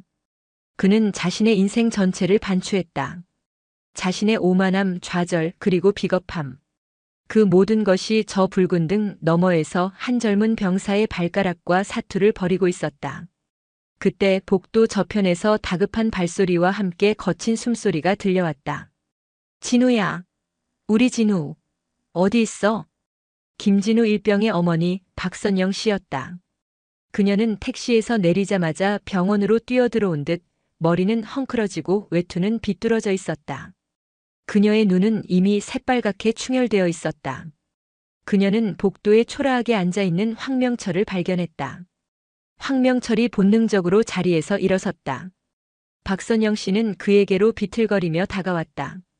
그녀는 황명철의 가슴팍을 주먹으로 내리치기 시작했다. 당신이지. 당신이 내 아들. 내 아들 그렇게 만든. 황명철. 당신이지. 그녀의 주먹은 힘이 없었지만 그 안에 담긴 분노와 절망은 수천 근의 망치보다 무거웠다. 내 아들이 편지에 썼어. 대대장님이. 정신력만. 꾀병이라고. 아픈데. 훈련에 내보냈다고. 당신이. 황명철은 그 매를 피하지 않았다. 그는 그저 샌드백처럼 맞고 서 있었다. 죄송합니다. 죄송하다는 말로. 내 아들 발이 돌아와? 당신도 자식 있을 거 아니야. 당신 자식이. 그렇게 썩어가도 정신력 타령할 거야. 그녀는 황명철의 멱살을 잡고 흔들었다. 마치 류진아 총장이 했던 것처럼. 그러나 이번의 멱살잡이는 그 무게가 전혀 달랐다. 이것은 분노한 어미의 절규였다. 어머님, 죄송합니다. 제가 죽일 놈입니다. 황명철은 변명하지 않았다. 그는 류진아 총장 앞에서도 김일병 앞에서도 그랬던 것처럼 그 자리에 무릎을 꿇었다. 군복을 입은 중령 계급의 장교가 한민간인 여성 앞에서 병원 복도 바닥에 무릎을 꿇었다. 제발 일어나. 당신 사과 받으려고 온 거 아니야. 내 아들 내놔. 내 아들 살려내. 박선영 씨는 황명철을 밀치고 수술실 문을 두드리며 오열했다. 진우야, 엄마 왔어. 문 열어. 우리 아들. 간호장교들이 뛰쳐나와 그녀를 부축했다. 어머님 진정하십시오. 지금 수술 중입니다. 제발. 황명철은 그 모든 광경을 무릎 꿇은 채 고개를 들지 못하고 지켜보았다. 그의 뺨으로 뜨거운 눈물이 흘러내렸다. 그는 자신이 한 병사의 육체뿐만 아니라 그 가족의 영혼까지 얼마나 깊이 파괴했는지 비로소 깨달았다. 얼마나 지났을까? 수술실의 붉은 등이 꺼지고 문이 열렸다. 수술복을 입은 집도의 백선우 외과 대령이 지친 얼굴로 나왔다. 박선영 씨가 그에게 달려갔다. 선생님, 우리 진우는요? 발은. 백 대령은 황명철을 힐끗 쳐다보고는 박선영 씨의 어깨를 잡았다. 총장님께서 직접 지시하신 대로 최고의 팀이 붙었습니다. 고압 산소 치료와 혈관 확장제 투여가 효과가 있었습니다. 그리고 괴사한 조직을 모두 제거했습니다. 그럼 발가락은 기적입니다, 어머님. 조금만 늦었어도 모두 절단해야 했습니다. 하지만 새끼발가락 일부를 제외하고는 모두 봉합에 성공했습니다. 재활에 오랜 시간이 걸리겠지만 걸을 수 있을 겁니다. 자신의 두 발로 다시 걸을 수 있습니다. 그 말에 박선영 씨는 다리에 힘이 풀린 듯 그 자리에 주저앉아 통곡했다. 감사합니다. 감사합니다, 선생님. 황명철 역시 그 자리에 주저앉아 소리 없이 눈물을 삼켰다. 안도감. 그리고 그보다 더 큰 죄책감. 조금만 늦었어도 자신의 오만함이 한 젊은이의 인생을 영원히 바꿀 뻔했다. 그때 마취에서 깨어난 김일병이 회복실로 옮겨졌다. 박선영 씨는 아들의 침대 곁으로 달려갔다. 진우야. 아들. 엄마. 황명철은 감히 그들 곁으로 다가가지 못했다. 그는 멀찍이 서 모자가 눈물로 제외하는 모습을 지켜보았다. 그는 저 신성한 공간에 끼어들 자격이 없는 더러운 죄인이었다. 그는 병원 복도 구석의 의자에 다시 몸을 묻었다. 그날 밤 그는 병원을 떠나지 않았다. 다음 날도 그 다음 날도 그는 장교 숙소를 배정받았지만 거절했다. 그는 병원 구석의 딱딱한 간이 의자에서 쪽잠을 잤다. 그는 박선영 씨가 식사를 거르면 억지로 김밥이라도 사다 문 앞에 놓아두었다. 박선영 씨는 처음 며칠간 그것을 거들떠보지도 않았다. 그는 매일 아침 군의관을 찾아가 김일병의 경과를 브리핑받고 그 내용을 정리해서 박선영 씨에게 전달하려 했다. 박선영 씨는 그 종이를 받지 않았다. 그렇게 일주일이 흘렀다. 황명철은 면도도 하지 못해 수염이 덥수룩했고 군복은 구겨져 초라했다. 그는 더 이상 빛나던 중령이 아니었다. 그는 그저 병원 복도를 지키는 죄인일 뿐이었다. 일주일째 되는 날 김일병이 일반 병실로 옮겨졌다. 박선영 씨는 그동안 아들 간호에만 매달리느라 식사를 거의 하지 못해 비틀거렸다. 그때 황명철이 어김없이 따뜻한 죽이 담긴 보온병을 들고 다가왔다. 어머님, 조금이라도 드셔야 진우 곁을 지키실 수 있습니다. 박선영 씨는 황명철의 퀭한 눈, 푹 꺼진 볼을 바라보았다. 그녀는 지난 일주일간 이 남자가 단 한순간도 이곳을 떠나지 않았음을 알고 있었다. 그녀는 말없이 황명철이 내민 죽그릇을 받아들었다. 그것은 용서가 아니었다. 하지만 그것은 그가 내민 최소한의 속죄를 받아들인다는 무언의 신호였다. 황명철은 그릇을 건네고 말없이 돌아서 다시 복도 구석의 자기 자리로 향했다. 그때 박선영 씨가 그를 불렀다. 저기, 황중령님. 황명철이 멈칫 돌아보았다. 그녀가 처음으로 그를 중령님이라고 불렀다. 진우가 잤습니다. 예? 아까 정신이 좀 들었을 때 자기 때문에 대대장님이 어떻게 됐냐고 묻더군요. 괜찮으시냐고. 들어가 보시겠어요? 황명철은 자신의 귀를 의심했다. 그는 천천히 아주 무거운 발걸음을 옮겨 병실 문을 열었다. 김일병이 침대에 비스듬히 앉아 창밖을 보고 있었다.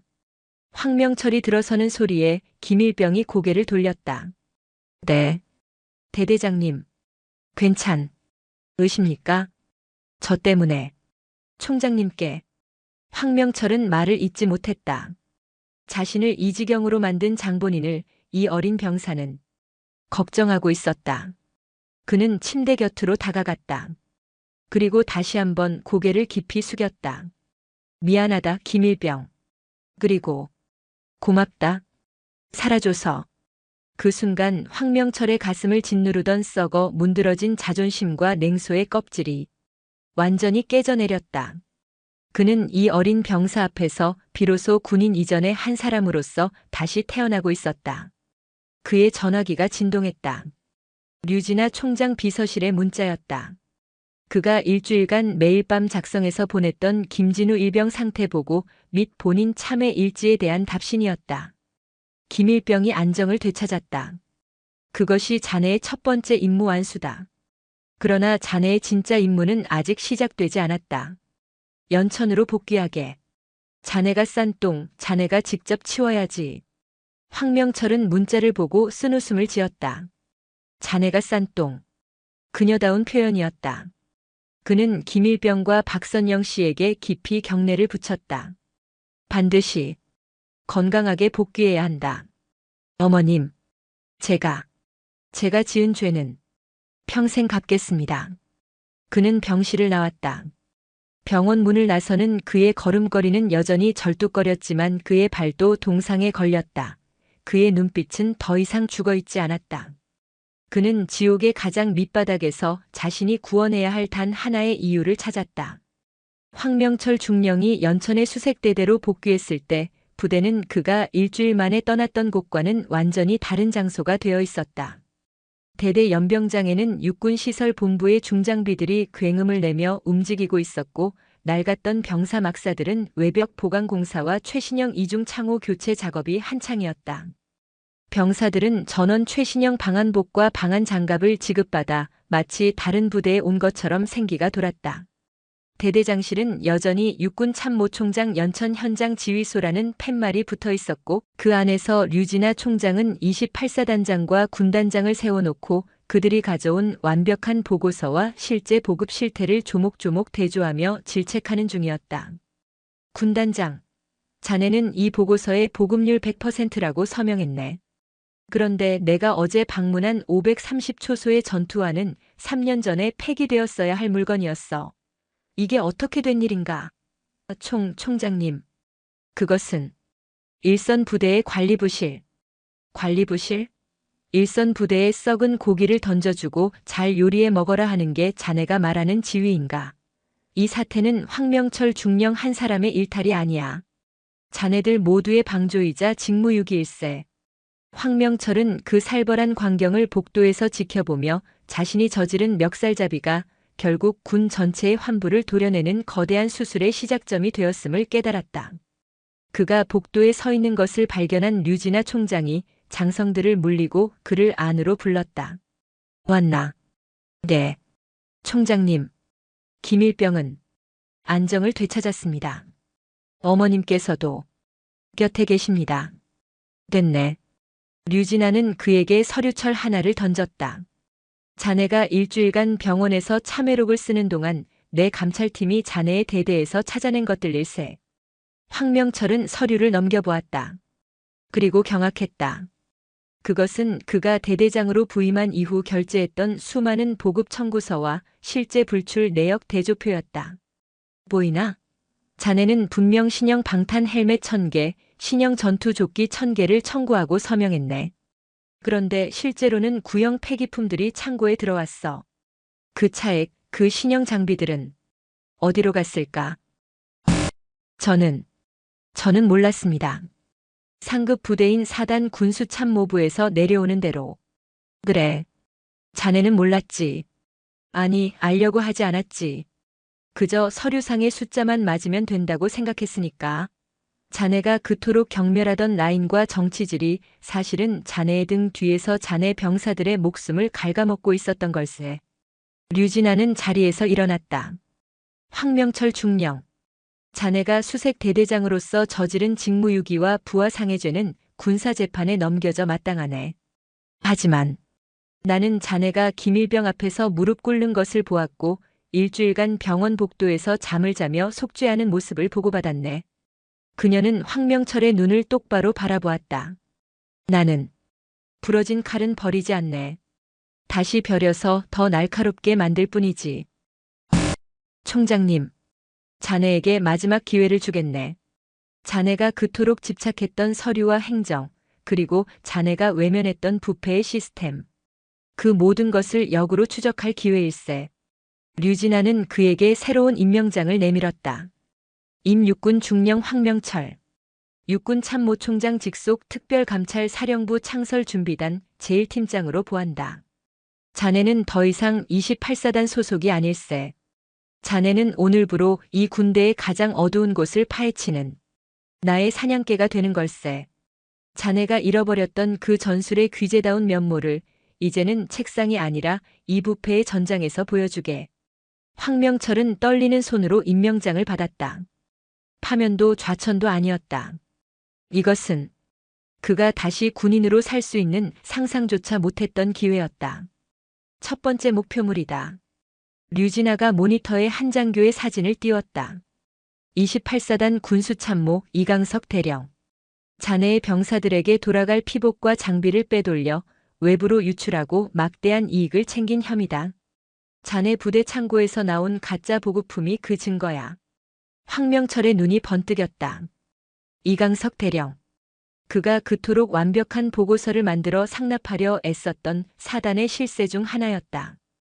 이강석 대령은 사단장님과 육사 동기 라인이. 그래서 류진아가 싸늘하게 웃었다. 자네가 필요했던 걸세. 라인도 없고 더 이상 잃을 명예도 없는 오직 진실만을 쫓는 부러진 칼 말이야. 자네가 그토록 혐오했던 그 시스템을 자네 손으로 직접 부술 기회를 주겠네. 가서 증거를 찾아와. 자네가 그토록 잘하던 서류 속에서. 황명철은 임명장을 쥔 손에 힘을 주었다. 그는 자신의 두 번째 군 생활이 가장 어둡고 험난한 곳에서 시작되었음을 직감했다. 그날 밤 황명철은 대대장실이 아닌 감찰팀에 배정된 작은 임시 숙소로 향했다. 그는 그곳에서 류진아 총장이 준 이강석 대령의 모든 결제 서류 사본을 펼쳐놓았다. 그의 눈은 더 이상 승진의 목마른 야심가의 눈이 아니었다. 그것은 자신의 죄를 씻기 위해 먹잇감을 쫓는 상처 입은 맹수의 눈이었다. 그는 서류 속의 미세한 숫자 차이, 날짜의 불일치, 그리고 위조된 직인들을 찾아내기 시작했다. 그가 그토록 완벽하게 만들려 했던 바로 그 서류 속에서 그는 이제 부패의 진실을 꿰뚫어 보고 있었다. 얼마 후 황명철은 이강석 대령이 군수품을 빼돌려 민간업자에게 넘긴 결정적인 물류 이동 장부를 찾아냈다. 그는 그것을 들고 망설임 없이 류진아 총장의 지휘소 문을 두드렸다. 총장님, 찾았습니다.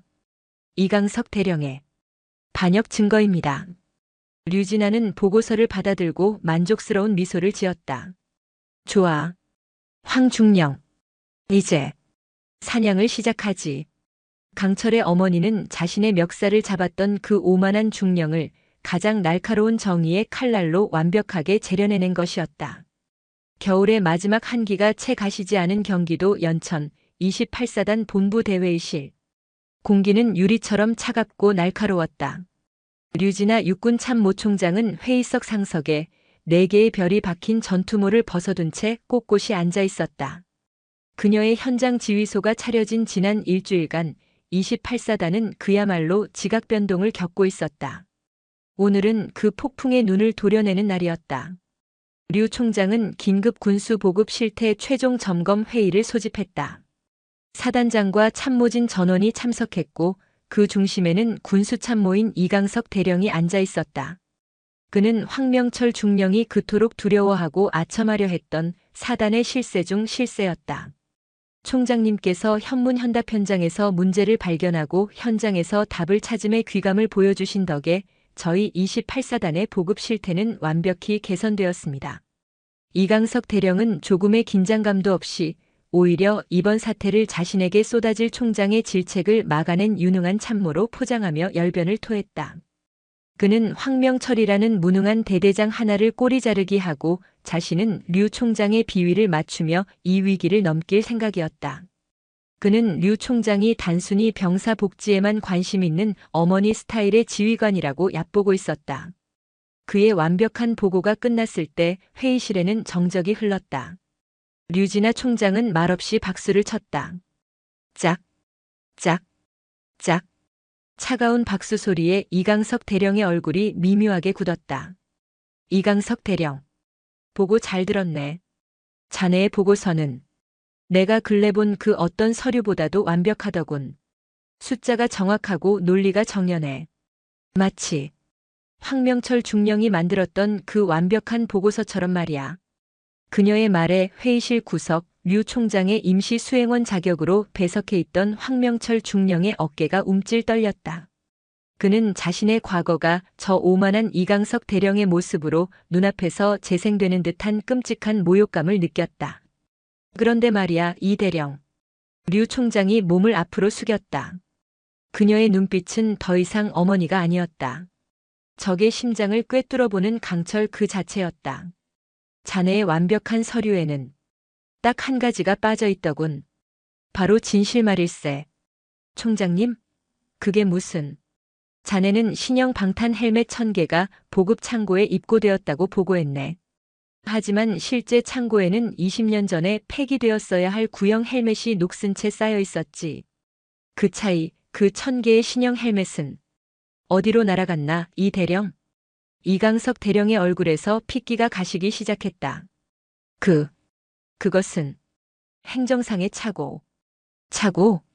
류 총장은 황명철에게 눈짓했다. 황명철이 자리에서 일어섰다. 그는 더 이상 좌절에 빠진 패배자가 아니었다. 그는 지난 며칠간 잠도 자지 않고 자신이 그토록 잘하던 서류 작업을 통해 이강석이 숨겨둔 부패의 흔적을 모조리 파헤쳤다. 황명철은 노트북을 회의실 대형 스크린에 연결했다. 화면에는 2개의 장부가 나란히 떴다. 하나는 이강석 대령이 사단장에게 보고한 공식 군수 불출 대장. 그리고 다른 하나는 황명철이 찾아낸 이강석이 개인적으로 관리하던 이면 장부이자 민간업체 거래 내역서였다. 이강석 대령. 황명철이 입을 열었다. 그의 목소리는 차갑고 단단했다. 당신은 지난 1년간 신형 방탄 헬멧과 전투조끼, 방한 피복 등 총 37억 원 상당의 군수품을 장부상으로만 입고시킨 뒤 실물은 민간 고물상 및 암시장으로 빼돌린 혐의를 받고 있어. 저게 뭐야? 저건 조작이야. 이강석이 비명을 질렀다. 저놈이, 황명철 저놈이, 총장님께 멱살잡이한 그 미친놈이 앙심을 품고 나를 모함하는 거다. 그는 사단장을 바라보며 애원했다. 사단장님, 저놈은 상관에게 폭행을 저지른 범죄자입니다. 저런 놈의 말을 믿으십니까? 사단장은 어쩔 줄 몰라 하며 류 총장의 눈치만 살폈다. 그래. 자네 말이 맞아. 류진아 총장이 조용히 입을 열었다. 황명철 중령은 자신의 상관에게 씻을 수 없는 죄를 지은 범죄자가 맞네. 그의 영혼은 한때 썩었었지. 그녀는 자리에서 일어나 황명철의 어깨에 손을 얹었다. 하지만 이 사람은 자신이 방치했던 병사의 침상 앞에서 무릎을 꿇고 눈물로 참회했네. 병원 복도에서 일주일을 꼬박 세우며 자신의 죄를 씻어내려 발버둥 쳤지. 자네가 내 놈의 배를 채우기 위해 병사들의 목숨값을 빼돌리는 동안 말이야. 총장님. 그래서 류 총장이 황명철의 어깨를 밀어주며 말했다. 나는 참회한 죄인의 서류를 오만한 반역자의 서류보다 더 신뢰하기로 했네. 거짓말. 증거 없어. 저건 다 황명철의 망상이야. 증거? 류진아는 회의실 문을 향해 고개를 끄덕였다. 황중령. 자네가 찾아낸 마지막 증거를 들여보내게. 황명철이 문을 열었다. 육군 중앙수사단 헌병들이 손이 뒤로 묶인 채 고개를 숙인 한 민간인 남성을 끌고 들어왔다. 그는 이강석 대령과 거래했던 민간 고물상 업자였다. 이 사장, 자네가 왜? 이강석의 눈이 튀어나올 듯 커졌다. 이 사장은 황명철의 집요한 추적 끝에 어젯밤 체포되었고 모든 것을 자백했다. 이강석 대령. 류진아 총장이 최종 판결을 내렸다. 귀관을 현시간부로 직위 해제하며 군 형법상 군용물 횡령 및 이적 행위 혐의로 긴급 체포한다. 헌병은 연행하게. 안 돼. 안 돼. 사단장님, 살려주십시오. 저는 이강석 대령의 절규는 그의 양팔을 우악스럽게 잡아채는 헌병들에 의해 가로막혔다. 그가 그렇게 믿었던 사단장은 자신도 이 불똥에 휩쓸릴까 두려워 감히 고개도 들지 못했다. 이강석이 끌려나가고 회의실에는 다시 정적이 찾아왔다. 류진아는 남은 지휘관들을 둘러보았다. 그들은 모두 죽은 듯이 창백했다. 똑똑히 보았나. 이것이 작전명 강철의 눈. 육군 참모총장 직속 특별감찰사령부가 수행할 첫 번째 임무의 결과일세. 그녀는 황명철을 바라보았다. 그리고 이 특별감찰사령부의 초대 1팀장은 바로 이 사람 황명철 중령이 맡을 걸세.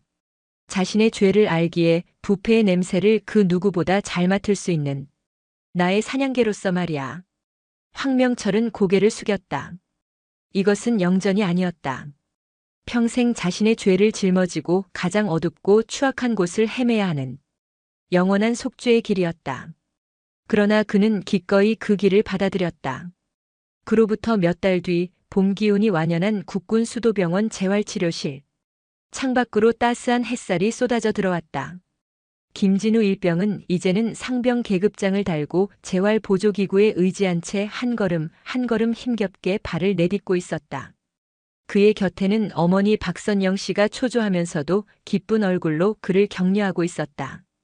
재활실 문이 열리고 말끔하게 정복을 차려입은 황명철 중령이 들어섰다. 그는 더 이상 연천에서 보았던 퀭한 죄인의 모습이 아니었다. 날카롭고 냉철했지만 그 눈빛 속에는 과거의 냉소가 아닌 굳건한 신념이 자리 잡고 있었다. 대대장. 아니 중령님. 김상병이 멈춰서서 위태롭게 경례를 붙이려 했다. 움직이지 마. 황명철이 다가가 그의 팔을 잡아주었다.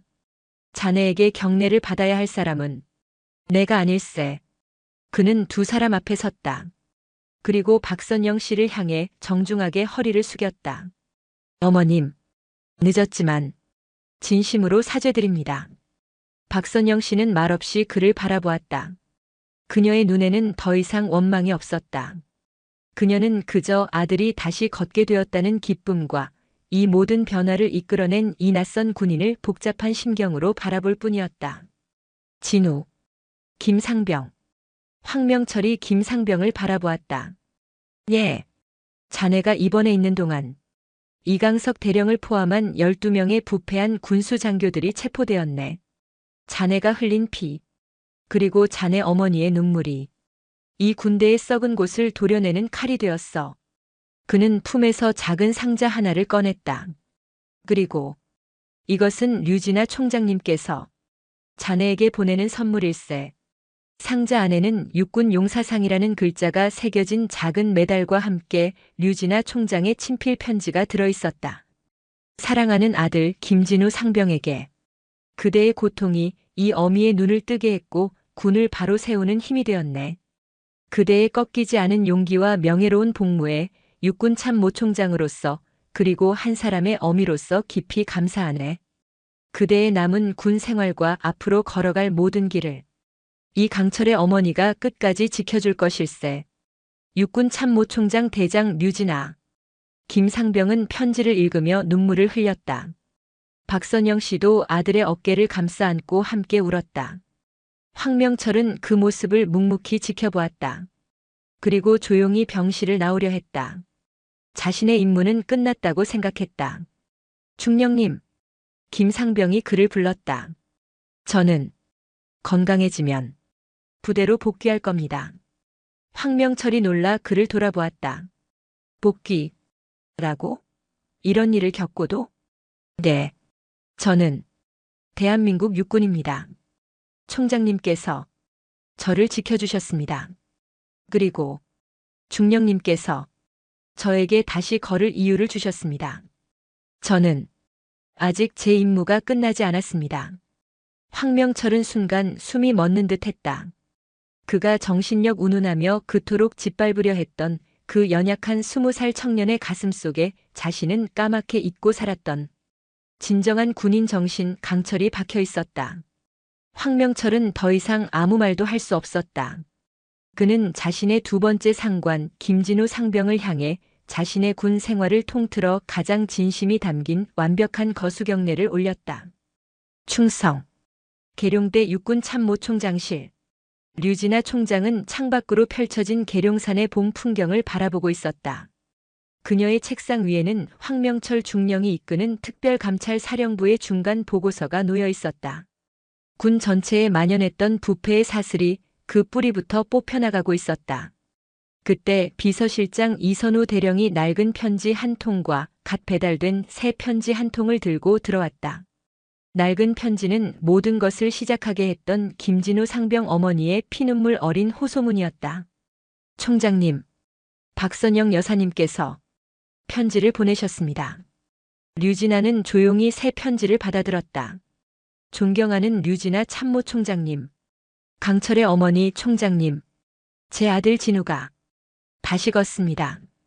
저는 아들을 군대에 보내고 매일 밤 악몽을 꾸었습니다. 하지만 이제는 아닙니다. 제 아들이 그토록 자랑스러워하는 조국과 군대를 다시 믿게 되었습니다. 황명철 중령님께서 매주 진우에게 면회를 와서 아들처럼 격려해주고 가십니다. 그분 역시 총장님께서 구하신 또 다른 아들이라 생각합니다. 감사합니다. 제 아들을 그리고 이 나라의 군대를 지켜주셔서 정말 감사합니다. 류진아 총장의 입가에 강철 같던 그녀의 얼굴에 아주 희미하고 따뜻한 미소가 번졌다. 그녀는 두 통의 편지를 나란히 책상 위에 올려두었다. 하나는 그녀가 짊어져야 할 책임이었고 다른 하나는 그녀가 지켜낸 결과였다. 이 대령. 예, 총장님. 오늘 날씨가 참 좋군. 연천의 내 새끼들도 이 따뜻한 봄을 느끼고 있겠지. 그녀는 창밖을 바라보며 나지막이 말했다. 할 일이 아직 많네. 그녀의 시선은 비단 연천뿐만 아니라 이 땅의 모든 아들들이 발 딛고 선 대한민국의 모든 땅을 향해 있었다. 강철의 어머니는 그렇게 소리 없이 그러나 가장 단단하게 자신의 조국을 지키고 있었다. 오늘도 요지경 사연을 잘 들어주셔서 감사합니다.